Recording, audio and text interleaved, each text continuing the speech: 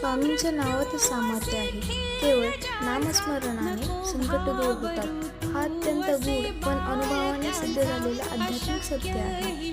या वाक्याचा अर्थ असा आहे की श्री स्वामी समर्थ हे फक्त एक नाव नाही, तर ते एक अत्यंत शक्तिशाली ऊर्जा आहे.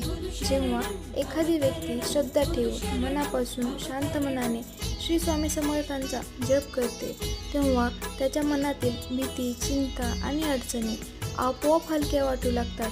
संकट असतातच, पण त्यांचा प्रभाव कमी होतो. एक रिअल लाईफ उदाहरण सांगते मी तुम्हाला. एका मुलीचा अपघात झाला. ICU मध्ये डॉक्टर म्हणाले होप नाही. आईने शांतपणे फक्त एक गोष्ट करत राहिली, ते म्हणजे श्री स्वामी समर्थ, श्री स्वामी समर्थ.